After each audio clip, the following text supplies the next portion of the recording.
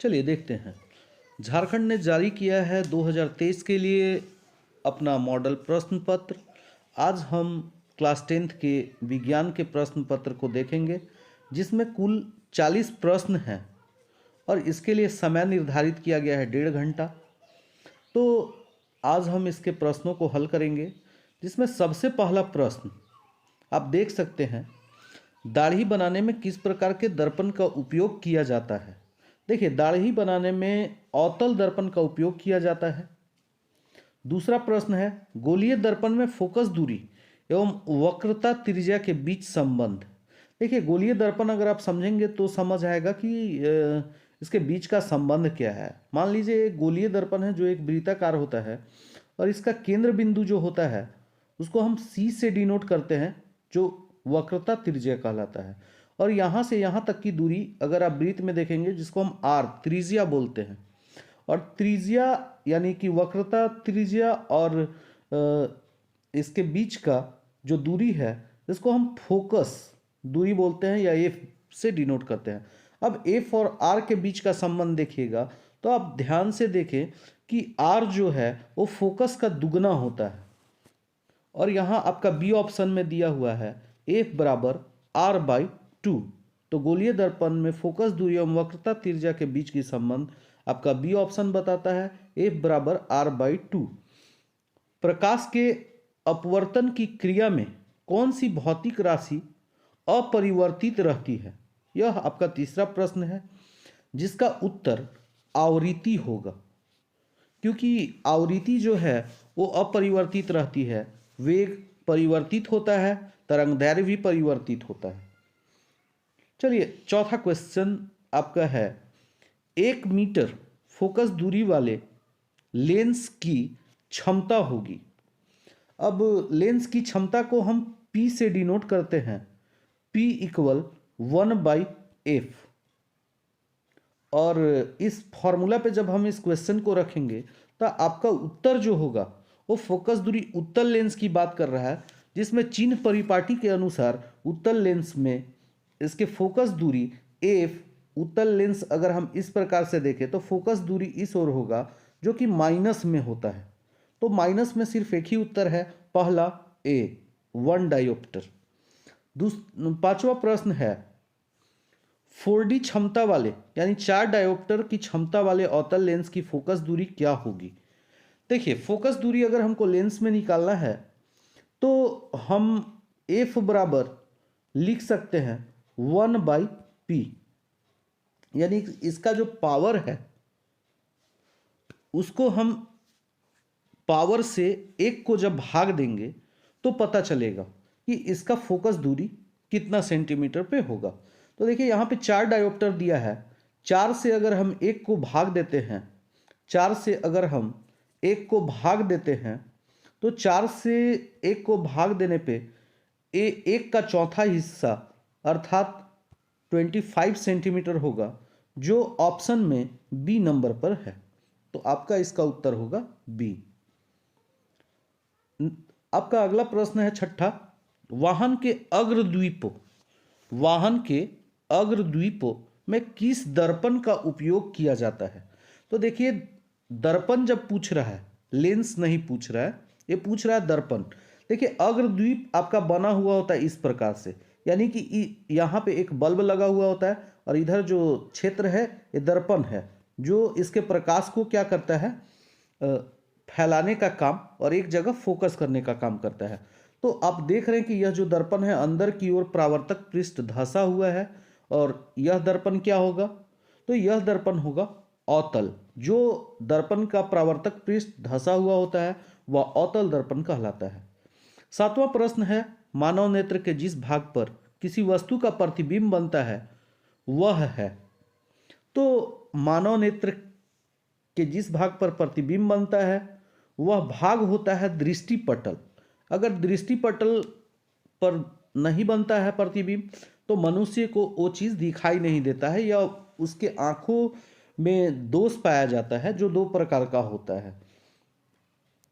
अगला प्रश्न है, सामान्य नेत्र का दूर बिंदु क्या होता है? देखिए दोस्तों, न्यूनतम अगर बात किया जाए कि न्यूनतम जो बिंदु होता है दिखाई देने का वह होता है 25 सेंटीमीटर। यानी आप 25 सेंटीमीटर की दूरी पर किसी पुस्तक को रखकर पढ़ेंगे तो वो स्वच्छ दिखाई देगा। लेकिन अनंत जो बिंदु होता है वह दूर बिंदु माना जाता है, यानी कि आंख से अगर हम खुली आंखों से देखें तो अनंत तक देख सकते हैं, और न्यूनतम दूरी जो होता है वो 25 सेंटीमीटर। तो इसका उत्तर होगा डी ऑप्शन, अनंत।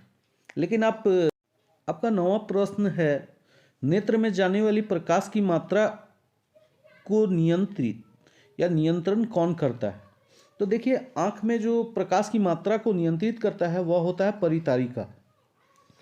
10वां प्रश्न है, मानव नेत्र में प्रतिबिंब की प्रकृति क्या होती है? देखिए, मानव नेत्र में जो प्रतिबिंब बनता है, हमें कोई भी प्रतिबिंब सीधा दिखाई तो देता है, लेकिन वह मानव नेत्र में जो प्रतिबिंब है वह सदैव उल्टा और वास्तविक बनता है। लेकिन जब उल्टा बनता है तो लोगों को दिखाई कैसे सीधा देता है? तो हमारे मस्तिष्क जो है उस प्रतिबिंब को सीधा करता है और हमें सीधा दिखाई देता है। 1 किलोवाट, 11वां प्रश्न है, 1 किलोवाट आवर निम्न में से किसकी इकाई है? तो देखिए, यह बिजली जो होता है, बिजली जो हम इस्तेमाल करते हैं उसको मापने की एक व्यापारिक या व्यावसायिक इकाई है।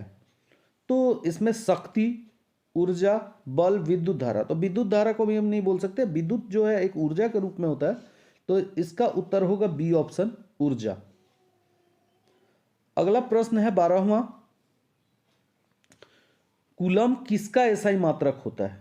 कूलम विद्युत आवेश का एसआई मात्रक होता है कूलम। अगला प्रश्न है आपका 13वां, विद्युत मोटर एक युक्ति है जो परिवर्तित करती है। मोटर, तो देखिए मोटर करता क्या है, उसमें जब हम बिजली प्रवाहित करते हैं तो वह घूमना स्टार्ट करता है। अर्थात जो मोटर होता है वह विद्युत ऊर्जा को लेता है और घूमता है, तो घूम करके वह एक ऊर्जा उत्पन्न करता है जिसको हम बोलते हैं यांत्रिक ऊर्जा। तो मोटर जो है वो विद्युत ऊर्जा को यांत्रिक ऊर्जा में परिवर्तित करने का कार्य करता है। 14वां प्रश्न है, जल का विद्युत अपघटन किस प्रकार की अभिक्रिया है? जल का विद्युत अपघटन, जल का विद्युत अपघटन अगर आप समझ रहे हैं तो आपको आंसर सीधा सीधा इसमें दिखाई दे रहा है कि जो बी ऑप्शन है, वियोजन अभिक्रिया। वियोजन कहने का मतलब अपघटन, टूटना, टूटने का जो प्रक्रिया है तो वो वियोजन अभिक्रिया कहलाएगा। CuO+H2 यानी कॉपर ऑक्साइड को हाइड्रोजन के साथ अभिक्रिया जब करवाते हैं तो इस अभिक्रिया में किस पदार्थ का उपचयन होता है? उपचयन होता है। तो देखिए, इस स्थिति में आप देखेंगे कि हाइड्रोजन, इस स्थिति में हाइड्रोजन का उपचयन होता है, तो आपका ऑप्शन होगा डी। देखिए, दिए गए चित्र में किस प्रकार की अभिक्रिया हो रही है? आप देखेंगे कि यहाँ परख नली के अंदर कॉपर सल्फेट रखा हुआ है, उसमें 2 कील डाला गया है, लोहे की 2 कील डाला गया है।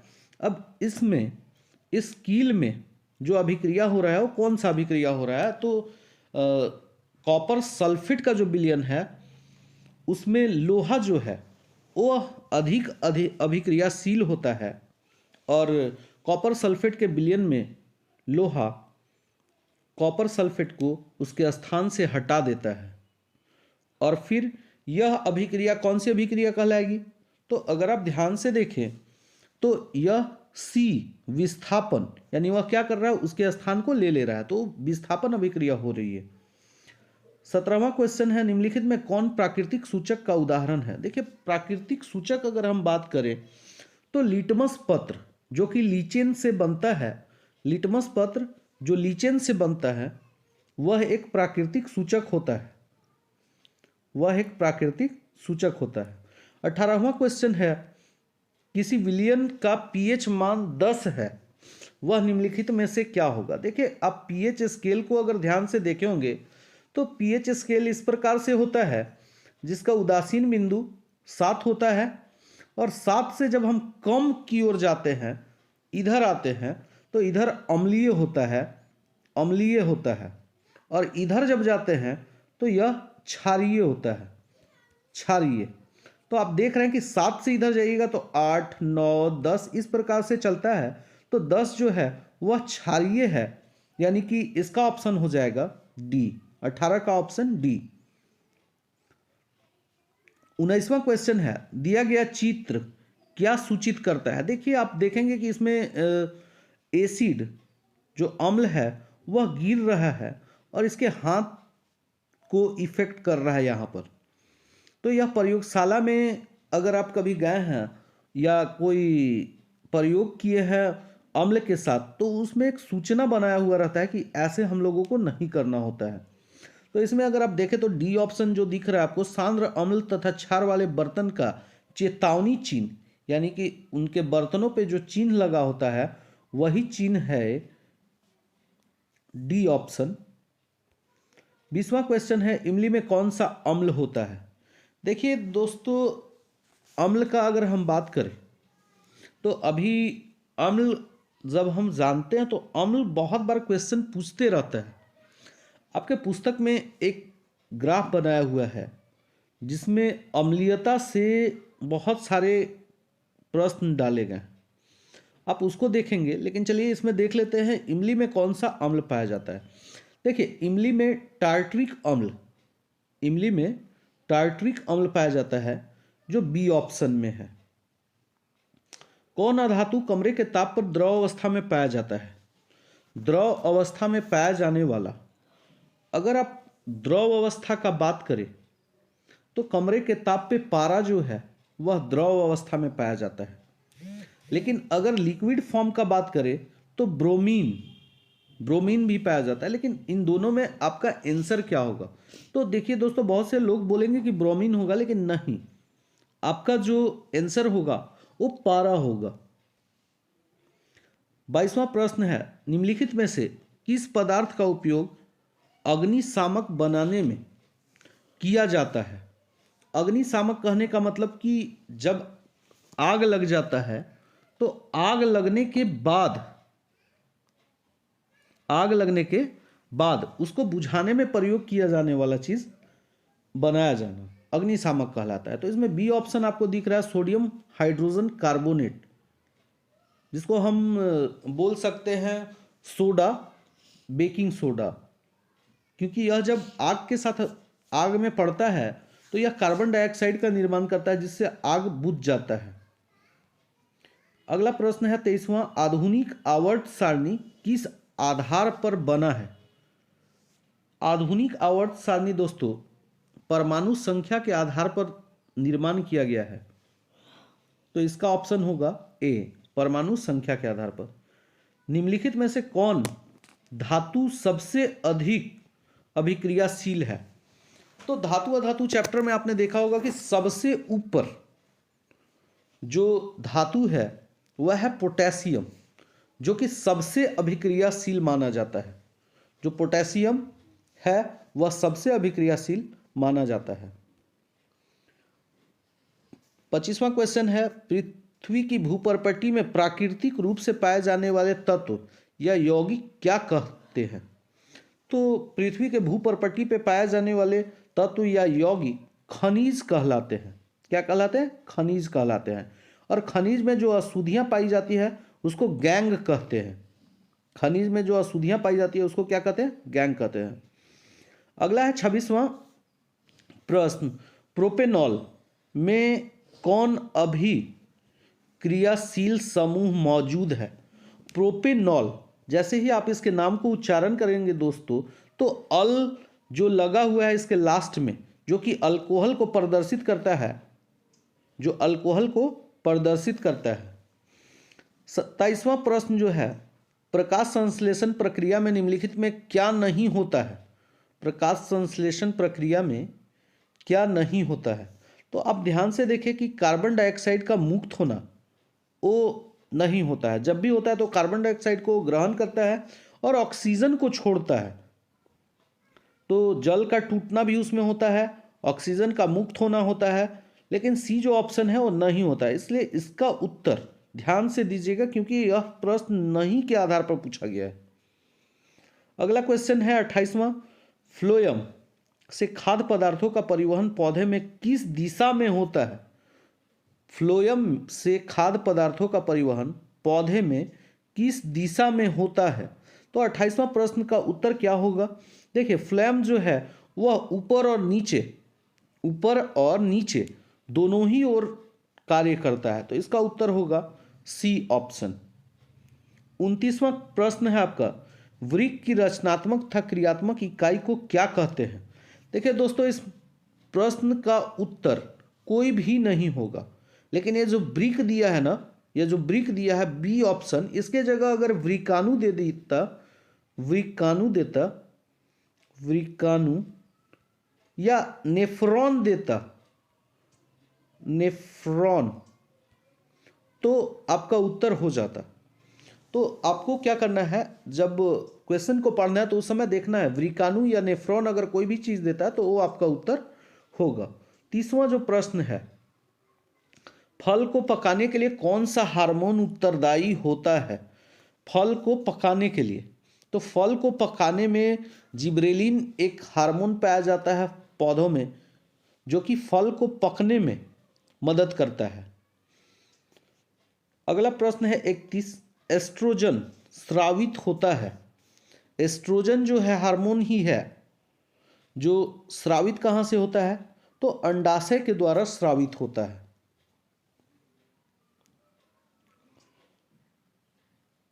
बत्तीसवां जो प्रश्न है आपका, नर युग्मक और मादा युग्मक, नर युग्मक और मादा युग्मक के संलयन को क्या कहते हैं? तो आपका 32वां प्रश्न का उत्तर होता है निषेचन। निषेचन, जब अंडाणु और शुक्राणु मिलते हैं तो यह प्रक्रिया निषेचन कहलाती है। दिए गए चित्र में 33वां जो प्रश्न है वो है, दिए गए चित्र में कौन सा जनन हो रहा है? तो देखिए, आप ध्यान से देखिए, ये जो बर्ड्स हैं ये बड़े होकर के अलग बट रहे हैं, और यह जो बटने की प्रक्रिया है, जो मुकुल कर रहा निकल रहा है एक बर्ड्स के फॉर्म में, जो मुकुल कर रहा है, तो इसको हम मुकुलन बोलते हैं। क्या बोलते हैं? मुकुलन। तो आपके इस प्रश्न का उत्तर होगा मुकुलन। अगला 34वां जो प्रश्न है, पक्षी और चमगादड़ के पंख हैं तो कैसा?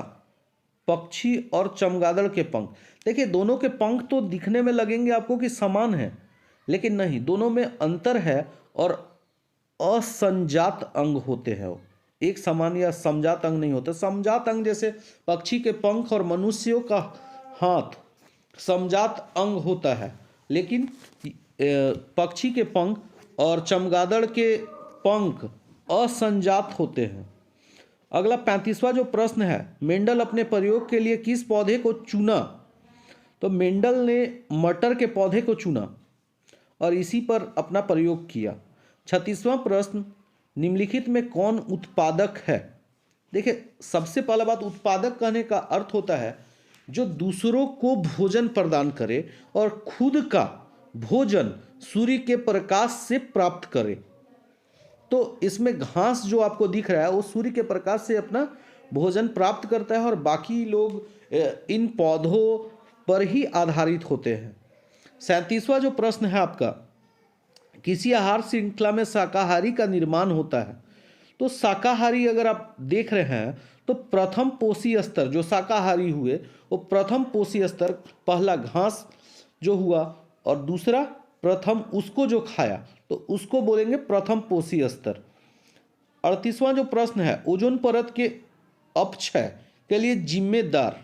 देखिए, ओजोन का जो फॉर्मूला होता है O3 होता है, और जब कार्बन यानी CFC क्लोरोफ्लोरोकार्बन इसके साथ जाकर के मिलता है तो इसके एक अणु को तोड़ करके उसको ऑक्सीजन में बदल देता है, जिससे ओजोन का ह्रास होता है।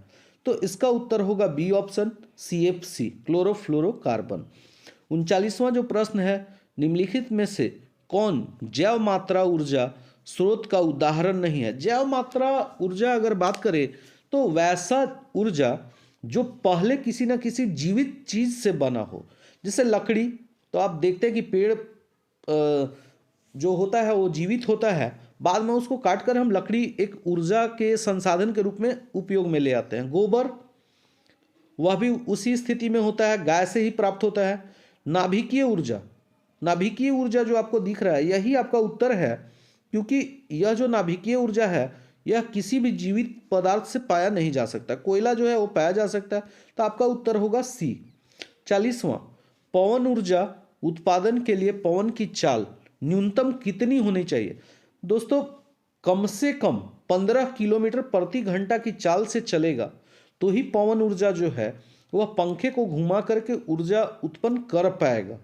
तो चलिए, आप इस चैनल के माध्यम से जैकबोर्ड के अन्य सभी जो भी मॉडल पेपर जारी होंगे उन सब के उत्तर को देख सकते हैं। और अगर आपको यह जानकारी अच्छी लगती है तो अपने दोस्तों के साथ शेयर कीजिए, उनको भी अच्छे से सीखने का मौका दीजिए और इस चैनल को सब्सक्राइब कीजिए ताकि आपको जो अगले मॉडल पेपर आने वाले हैं उनके सारे नोटिफिकेशंस मिले और सभी उत्तर को आप अच्छे से करके आए।